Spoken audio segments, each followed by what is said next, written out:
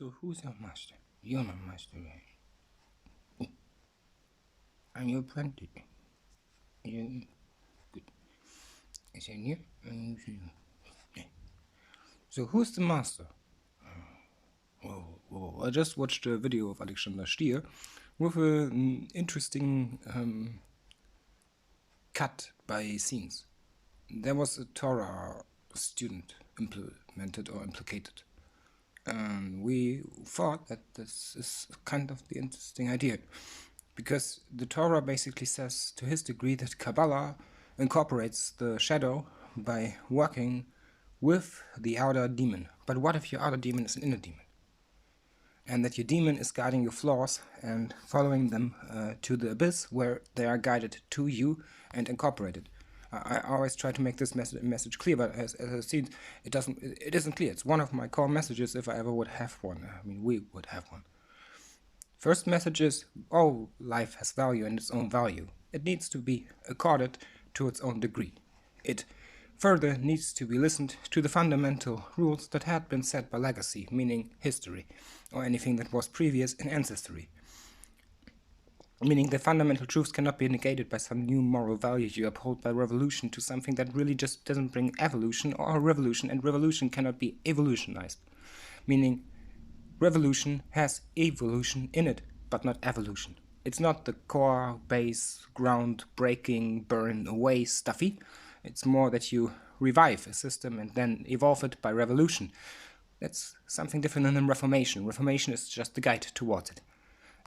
Now, the interesting question is, who is your master in all of these processes? Working with your inner shadow, incorporating your desires, following them till non-exclusion, or better said, not non-exclusion, but better said, non-desire. Meaning that you have this desire in all fulfillment, but only to the fundamental truths and your own guide and degree of knowledge. Well, that is your master. Knowledge. Knowledge is then your master. Wisdom, knowledge. Right and wrong, truth.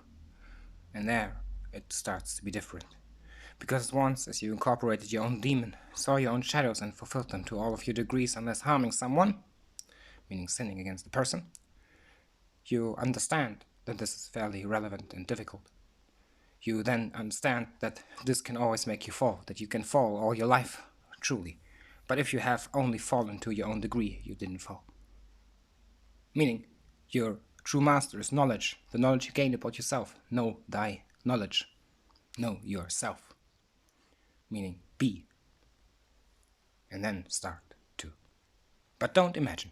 Because this is the guide away from everything that has truth, value, life worth, or anything of it. Because of previous explanations. Meaning, if you try to understand, in my mind, in our opinion, you, me, everyone, should always abide to knowledge.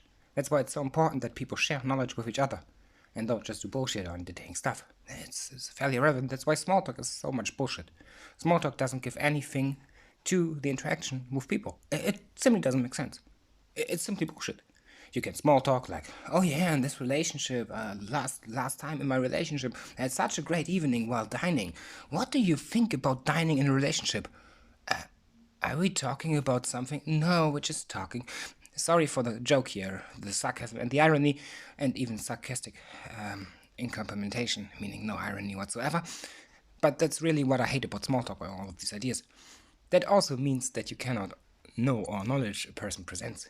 If a person says, well, this is what I'm good at, and in a discussion and an argument is the result, oh, you're better in this idea of knowledge, you then need to trade. Which fundamentally sometimes doesn't resonate with people, that you actually need to trade stuff in knowledge. And that it is also of equal worth to the discussion, but not of equal worth to the knowledge. There's better and worse knowledge in all of degrees. Some people are better in this, some people are better in that. Some people are really good in all-encompassing fundamental values, but really don't hold any ability to something else. Like, maybe this video is true. If this video does interact with you, but you think the image is rather bullshit, well, you're correct whatsoever. That's sound? No. It has no sound. This image has no sound. You cannot resonate with it. It's just an image. It really doesn't do anything. And there we come where I'm fairly bad, even if this video is true and does do something with you, and is a great something that you understand and learn from, even if it's basic knowledge. The picture is rather bad. Even badly designed. The design is alright, but the art design behind is bad. Even if it's a selfie, but that is not art design. So no, even if it's selfie. I'm sorry for all of these little lock mechanisms to keep myself safe from any bullshit. So that's basically the point. Why is a society of wisdom, of accomplishment by interacting with other knowledge to exchange knowledge and degree of these ideas and keep away the bullshit jobs, better? Well, that's the reason. Because knowledge shall be your guide, your master, but also who is the master of knowledge? Your wife. She's the Dark Empress. So, if I'm an apprentice to her, I will follow her. And if of such case, she shall not be what does derive me from it. That's fairly interesting. But now back to knowledge.